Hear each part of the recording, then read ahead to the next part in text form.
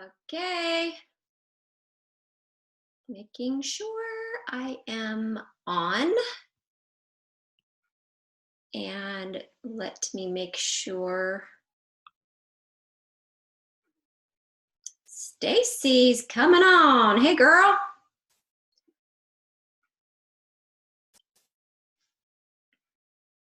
Just making sure.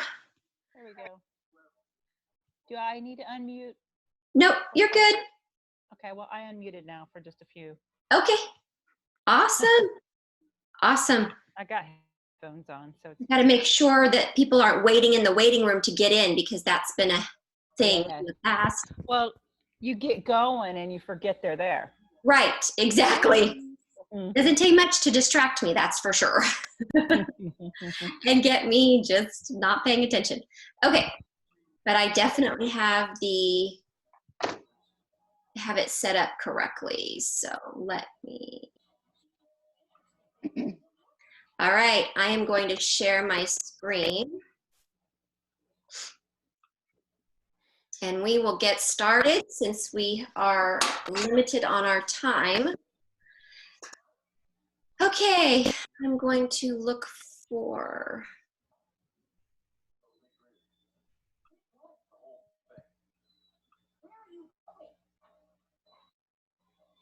Okay, now it's wanting me to grant. Okay, I have to grant access to this document. My fun. Put in my password. Good evening, everybody. If you're coming in, I am just trying to grant access. Okay, until it is quit. Quit now. In the meeting. Nope. Cancel. Allow the apps below to record the contents of your screen even while using. Yes, I do want to do that. Okay. Just making sure. Can everybody see my screen? Let me know if you can. Oh, hold on. Nothing yet. Okay. I don't see anything either. I'm going to minimize. Why isn't it letting me? Okay, I'm having technical difficulties. Don't let it stress you. It happens. It's like it happened with, okay. Jerry today. I just had to find the right screen I needed. Okay, can you see me? Yes. Yes. Okay, can see me. So now I'm going to do the share screen again. I had to reinstall Zoom, and so it needed to, now the new one, the updated version, it had to go in and get permission in my security settings in my Mac. So we, I believe, are good now. Yes, there we Now go. you can see it. Please tell me you can, please. Okay, here we go. Make it bigger. All right, how's it now? Everybody's good? Good. Very good. I am going to minimize this. Let me make sure it is. I can hear someone's TV. It was mine. I'm muting myself. Oh, okay. Me too. Okay, so stop video. I just don't, hold on. I want to, hold on one second, because I just want to make sure it's actually recording. Looks like it is from that little screen right there. Annotate, remote control, more. Pause recording. Okay, good. I just want to double check that it was. And I turned on my chat, so if somebody comes on a little bit late, I'm just going to say hi real quick. Starting now. Okay. I'm going to move that over. Can you guys see the chat from my screen or just the slides?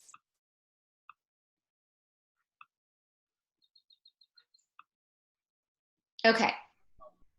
Can I see Awesome. the chat? Yes. You can see the chat? Yes. Interesting. Okay. Trying to, I I'll move can't, it over. I can see the chat little bubble thing at the bottom, but if I click it, yes, yeah. Okay, but you can still totally see my screen too, right? Yes, ma'am. Awesome, awesome, awesome, awesome. Okay, Christy Marcotte here, and we are starting Thursday night marriage tips.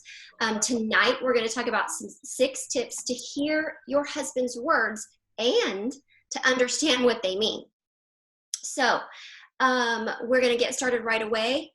Hopefully you have the handout. If not, you can grab that in the Facebook group and print that out. Otherwise, we are good to go. Hey, why isn't it advancing to the next screen? There we go. Okay, real quick, a little bit about me in case this is your first time. Named Christy Marcotte, been married for 26 years. I've been saying this so many times, I'm gonna just like run through it so fast. We were married back in 93, and we've been separated not once, but twice, because we are very stubborn and very hard-headed. We had a lot to learn. Anyway, I love to help wives, and I love to share with you guys because I hopefully will help you do things that I did not do, because I made a lot of mistakes. And I am just really passionate about helping wives in their marriage, and especially with this whole communication thing. I'm telling you, I'm probably a B student if I were to grade myself. So I'm definitely a work in progress. I have a lot of room for improvement, but getting better every year. Luckily, it's till death do us part, so I have a few years yet to go.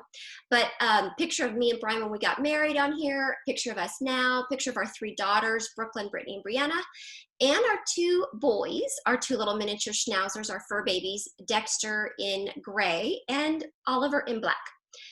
All right, so tonight, I love this cartoon. It says, I can't think of anything interesting to talk about. I'm so boring. She must hate me. And what is she thinking the whole time? A man who actually listens to me. I think I'm in love.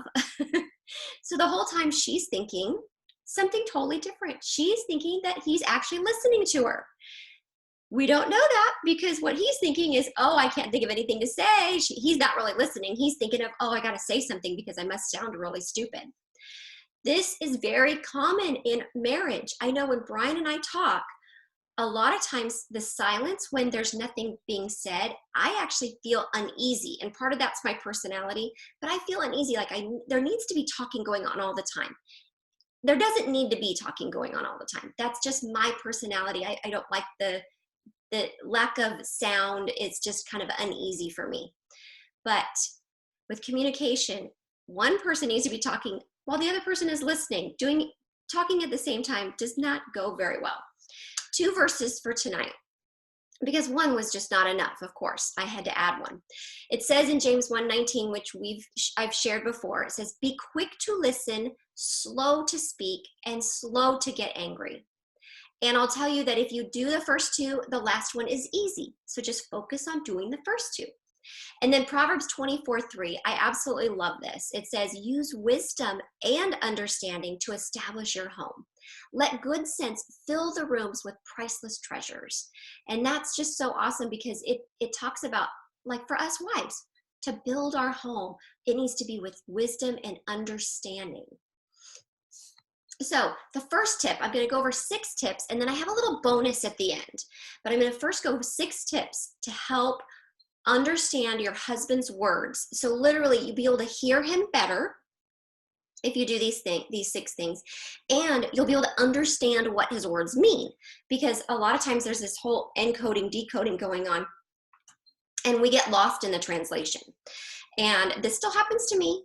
We have a lot of miscommunication, a lot of misunderstandings. In fact, I would tell you that's probably 70% of our tiffs or little arguments is that one of us misunderstood the other, just totally misunderstood.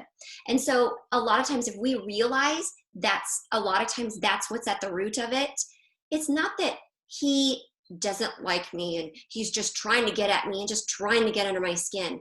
It's just a misunderstanding.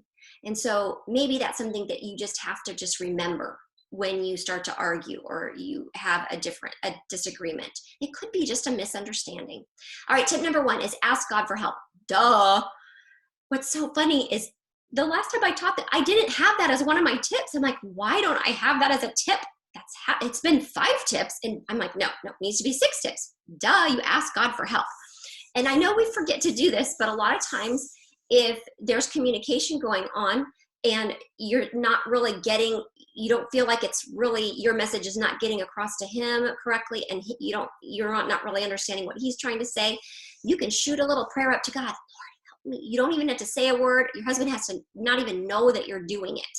And you could be like, Lord, help me, without even moving your lips. It says, for the Lord grants wisdom. From his mouth come knowledge and understanding. And that's Proverbs 2:6. That, ladies, you have to get this. You've got to be getting into God's word, because that's where the wisdom and the understanding is going to come from.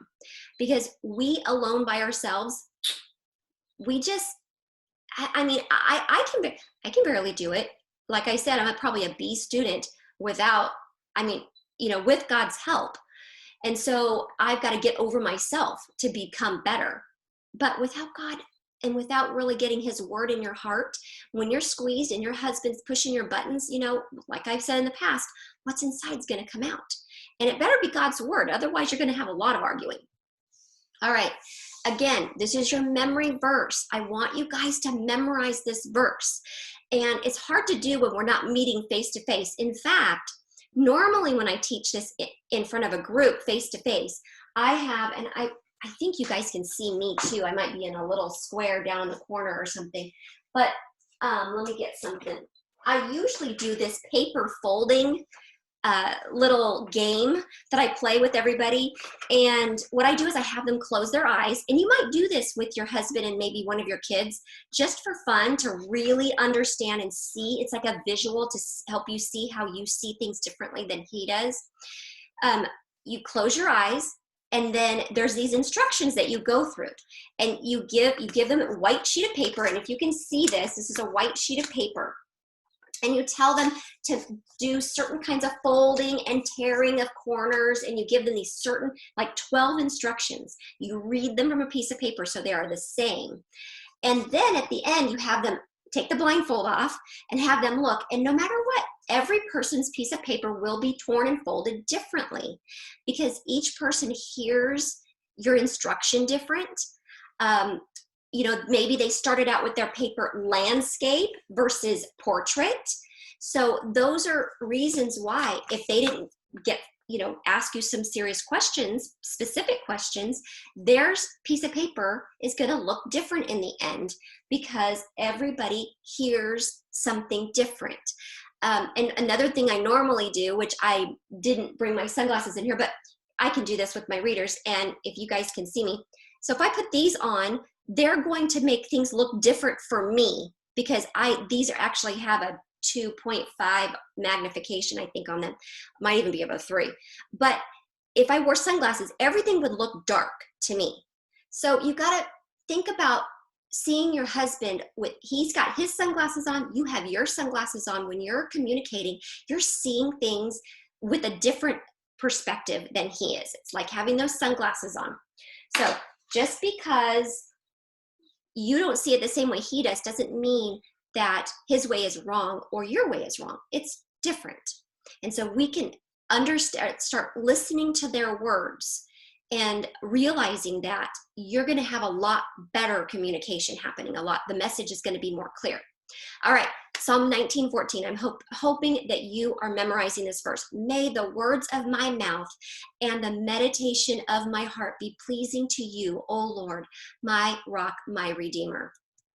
All right, tip number 2. Tip number 2 is don't interrupt. And I know you probably heard this before. This is not like the first time that you've ever heard this. But I have to tell myself this all the time. Don't interrupt him. Just don't interrupt. Let him finish what he's saying. It says in Proverbs 17:28, even fools are thought wise when they keep silent. With their mouths shut, they seem intelligent. Just like on that date, that cartoon that I showed you, where the guy is being quiet, he's thinking in his head, oh, I must seem so stupid that, she's not, I'm not saying anything. I must seem really stupid. And she's thinking the whole time, she has no idea. She thinks he's just amazing, that he's listening to her. So staying quiet and letting them talk, just getting it off their chest, Sometimes you just do not interrupt. I know it's hard, but don't interrupt. And the third tip is don't mind read. Don't mind read.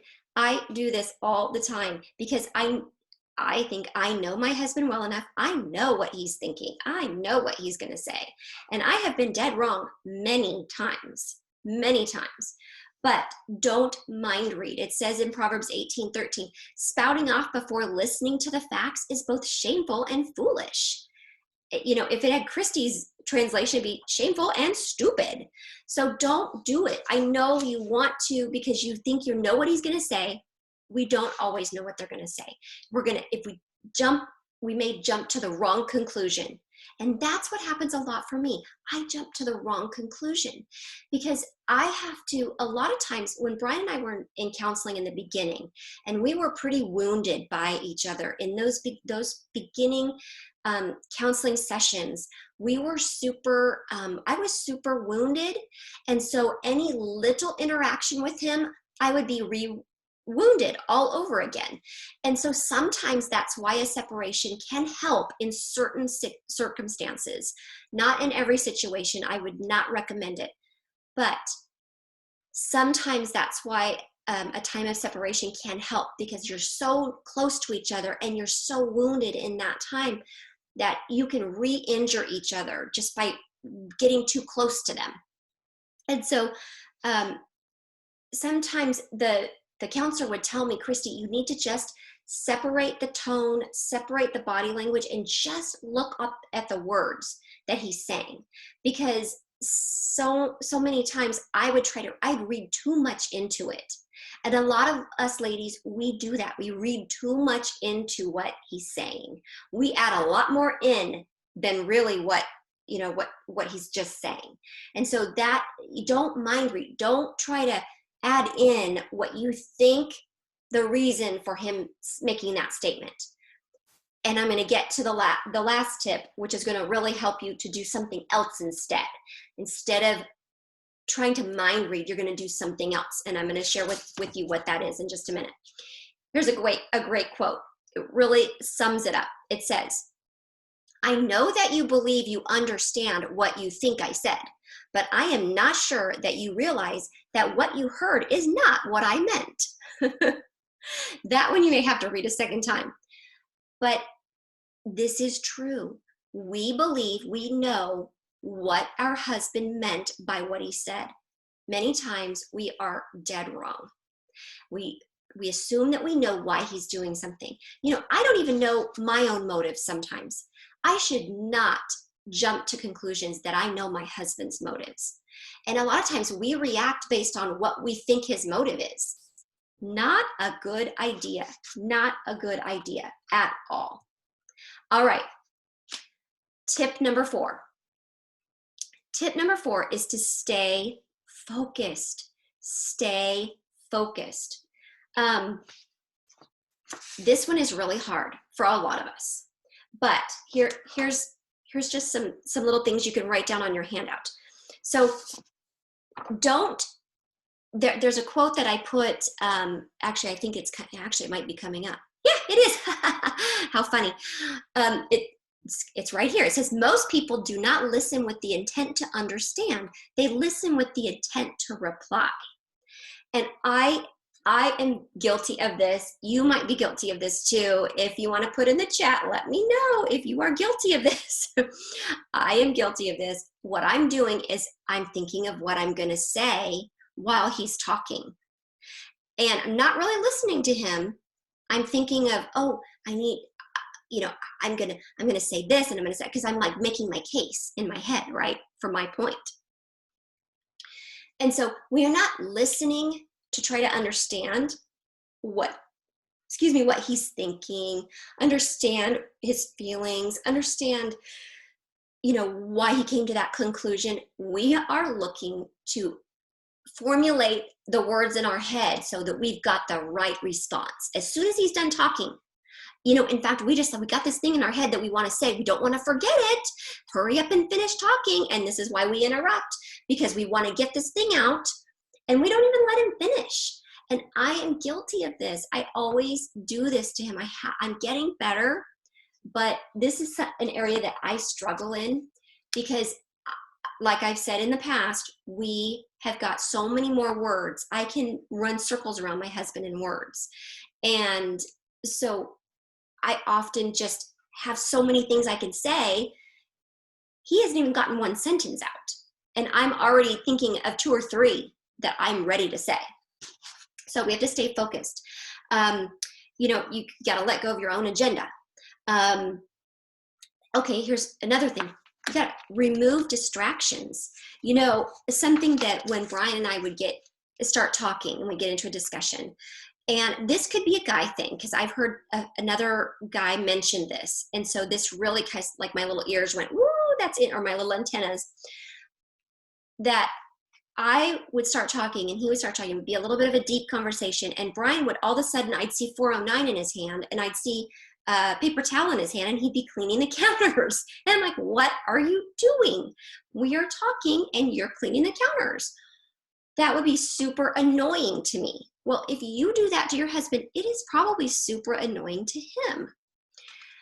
One thing that I heard from another husband, he said a lot of times guys, when they're talking, they like to be doing something while they're talking, whether it's woodwork or, like something in the garage where they're kind of tinkering with something while they're talking. And that's just kind of the way their brains are wired. Like, they kind of think while they're doing something. Where us women, like, we are so focused on all of our eloquence that we just focus on, talking. However, if it's not really a conversation you want to have with your husband and he's saying something to you and you're still on your phone, or remember that game called Candy Crush not too long ago? I thought I would never get addicted to that game, but I was addicted to that game, and it got so bad my husband actually brought it to my attention. We were sitting watching TV, and I just kept thinking, I just got to get to this next level. I just got to get to this next level. And I was just so stuck on this stupid game. I literally had to delete it from my phone. And now a lot of people don't even know what it is. They have some other versions of it, but they're not as good. And I can only get to so many levels, and then I get so frustrated. I got to stop. And I don't want to pay. So, but he would say to me, get off your phone, because I would sit there with my phone, and like, as soon as a commercial come up, I'd be like, get me to the, but I'd be, oh yeah, I'm listening. I wasn't really focused on him. I wasn't really in the moment. And not only am I not listening, but I wasn't there. I wasn't present for him. I wasn't really engaged. And right now, with cell phones and social media and everything demanding our attention, we literally have a tiny little computer right in our hand that can do so much for us. It's hard to, we take it to the bathroom. Like, it's just insane. I take my phone everywhere. In fact, I think I have some pain in my wrist and my thumb because just from holding it, it's actually my wallet too. So no matter where I have my phone, I have my credit card, which I don't know if that's a good thing, but anyways, just pay attention. Try not to be looking somewhere else. Your eye contact is going to show that you're staying focused. Stay focused on what your husband is saying. There's no way you're going to be able to listen or understand if you're not focused on him, if you're on your phone. So no matter what, get rid of the phone. If you're one of those 409ers and you've got to pick up the 409 and clean the counters while he's talking, not a good idea. And for that matter, when your kids are talking, not a good idea. All right. So number 5, the fifth tip. I forgot about this. So good. Okay. So this is the story in the New Testament about Mary and Martha. It says, as Jesus and the disciples continued on their way to, hold on, I got to move this out of the way because I can't see my screen. There we go. On their way to Jerusalem, they came to a certain village where a woman named Martha welcomed him into her home. Her sister Mary sat at the Lord's feet, listening to what he taught. But Martha was distracted by the big dinner she was preparing. She came to Jesus and said, Lord, doesn't it seem unfair to you that my sister just sits here while I do all the work? Tell her to come and help me. But the Lord said to her, my dear Martha, you are worried and upset over all these details. There is only one thing worth being concerned about. Mary has discovered it, and it will not be taken away from her. And that's in Luke. I love that story for a lot of reasons. For one reason, in fact, in my Bible, I have a little sticky note that says, see, it's more important to read God's word than it is to clean the house. My excuse. But my point is, one, Mary is staying focused. She's learning. She's doing the right thing. Martha is concerned about all the details. Ladies, if you want to understand, to hear your husband's words and understand them, you've got to focus on him. You've got to focus to understand. It's hard enough when I'm completely focused, understanding what he's saying and really understanding what his words mean. Not just hearing him, but understanding what the message is that he's trying to send. It's hard enough. But then to add distractions, that's impossible. All right, tip number 5.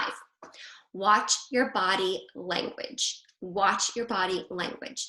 I have been so aware after talking about this for several weeks of my body language and my facial expressions. Like every time I'm on a Zoom meeting now, I'm looking at myself going, do I look mad? Do I look mean? Do I look grumpy? In fact, I had a friend of mine text me and say, is everything okay? And I'm like, oh, it's totally fine. I go, did I look? She's like, oh, you just looked down or tired. I can't remember what it was, but I was laughing because I'm like, that darn, my facial expression really sends a different message. And so I really have to remember to smile and to keep my eyes up because I'm this person, like I want to do this and I want to focus, and I can hear in my head what my kids are saying. Judgy eyes, mom, judgy, judgy. And my husband will be like, you're pissy. And I'm like, no, I'm not pissy at all. I'm just focused. My thought is, concentrating. And so I'm sending a bad message if I don't pay attention to what my body language is. It says Proverbs 15:30. Again, I read this before. A cheerful look brings joy to the heart. Good news makes for good health. So a cheerful look, just having a look on your face, your husband is going to see that. That is going to be contagious. Your body language is going to give off good energy. And we talked about this a lot at the preschool that I help teach at part-time. They talked about your energy and how other people actually can sense your energy without you having to say a word. But your body language, your tone, your smile on your face, they read that. That's positive energy that is flowing from you. Your husband's going to pick up on that. And that's going to help. That's going to help a lot. So this is, and I've shared this before, I know, but when I would cross my arms when we would be talking, and in my mind, I'm not wearing a bra, so I'm just making sure the girls are staying up where they're supposed to be because they don't really stay up where they're supposed to be these days. Because after breastfeeding, that's what happens. So as some of you may know, but that body language demonstrated to my husband like I was mad. And so just crossing my arms. And what's funny is he's like, why do you always cross your arms? And when I told him, it was laughable because I wasn't trying to send a message that I was mad, but it can do that. It's very common that it sends the wrong message. So watch your body language. And then what else? Oh, rolling your eyes.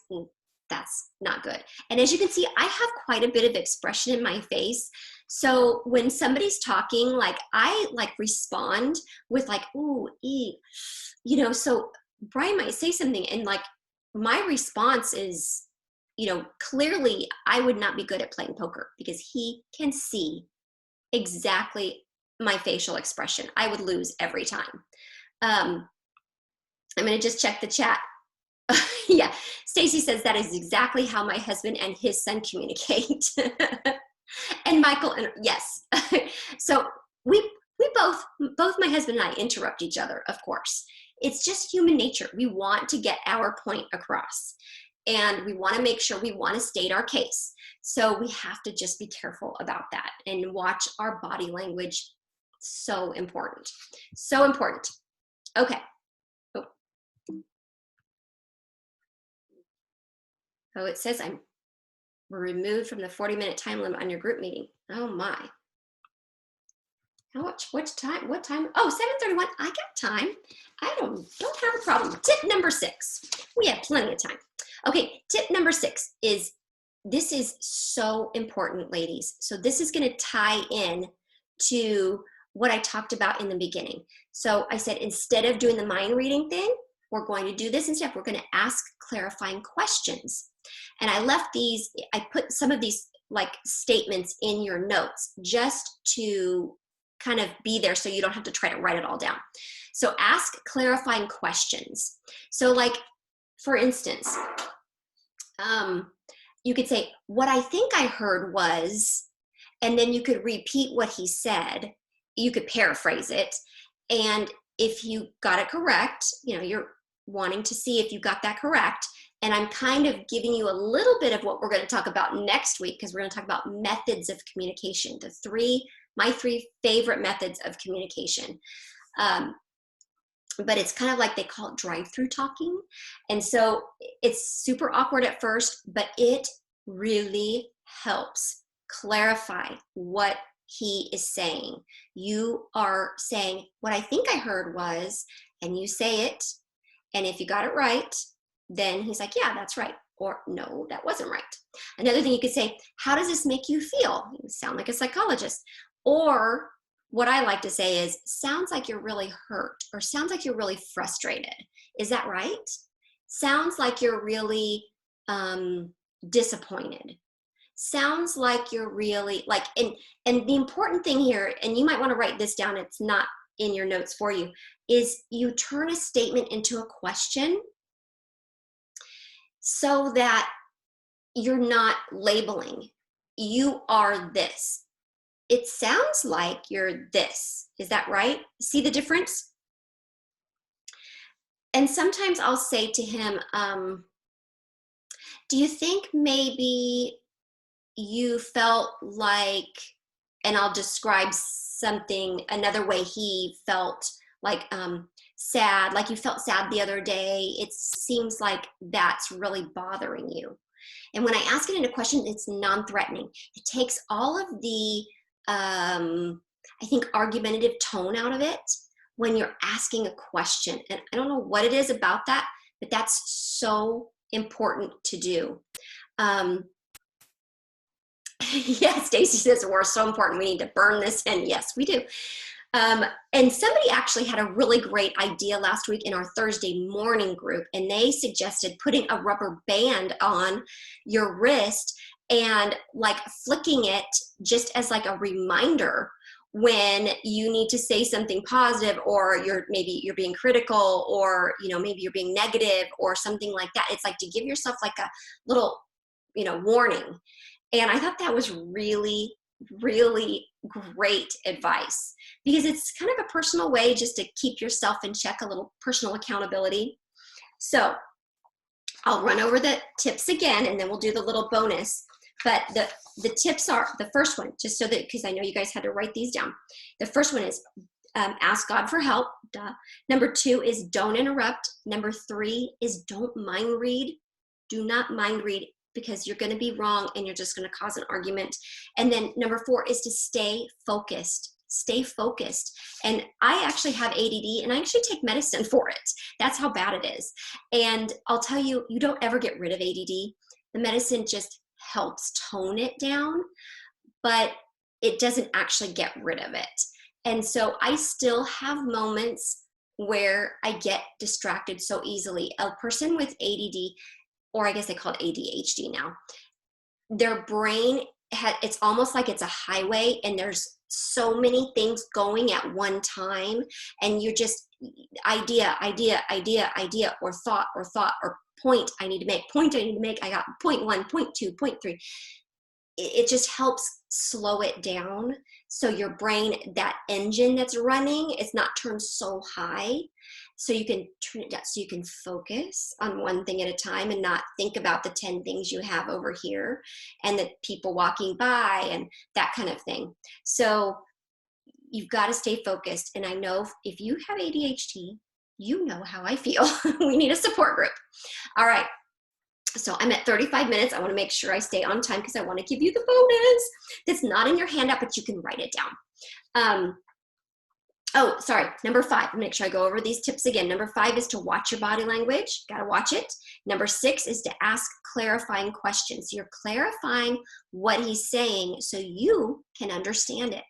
So a lot of times for me, I will understand something once I've listened to it, I've like seen it done, like visual, and I can re-explain it to somebody. Then I know I got it. If I can't re-explain it to somebody, I don't really understand it. I kind of grasp it, but I'm going to miss some details. Same thing in communication. You need to be able to explain it back to your husband in a question form. I think I heard you say you want me to be done at 5 because you've been without me all day and you miss me a lot.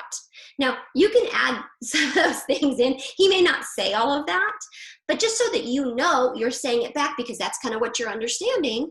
And if he says, no, I want you to be done at 5 because something else, then you know that wasn't it. But you got to ask those clarifying questions. Okay, now, here's the bonus. And I don't know why I put this in here as a bonus, but it's, if you are in a discussion, this is really good for not only your husband, but everybody else. Everybody else. The bonus is, and just write bonus on there somewhere, don't offer advice unless asked. Don't offer advice unless asked. Because you don't know if he's just wanting to share something with you. I don't always, to me, this is not super hard for me with my husband, but it is with my kids. And so I wanted to give you that as a bonus because really it applies a lot to your kids. A lot of times it's the other way around for me, and my husband wants to fix it. And I literally have to tell him, I don't want you to give me solutions. I just want you to listen. And honestly, ladies, that will really help. When you're helping him to understand you, give him that pretense. Tell him ahead of time. This is not a situation where I'm looking for solutions. I'm just looking to vent, to kind of think about things and brainstorm as I'm talking. A lot of us, we talk out loud, and that's how we work through things. Men, usually they do that inside their head and then pop out the solution. So they don't have all this talking ahead of time, which we do. We want somebody there just to kind of bounce things off of. We don't want him to tell you, okay, here's what you do. So that might help him. That might be another bonus for you. Telling him ahead of time, this time, don't need a solution. Unless I get to a point, I'll ask for it. How about that? And Jennifer says, I've done it and it works. Thank you. Some confirmation. It definitely works. If you ask those clarifying questions, your husband is going to love you because you're going to understand him. And the communication will be so much better. And guess what? Your argument's going to go down. Your argument level is going to go down. Conflict levels are going to go down. If you get this down, arguments are going to go down.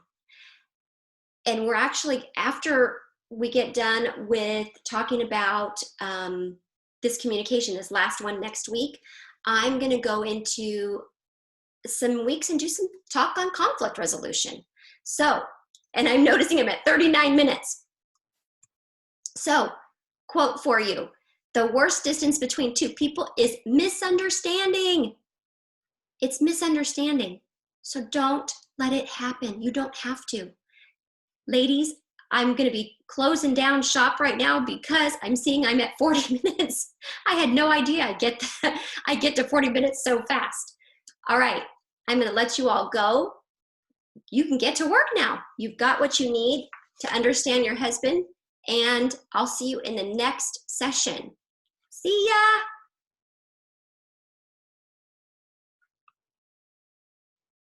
Yay, we're all done.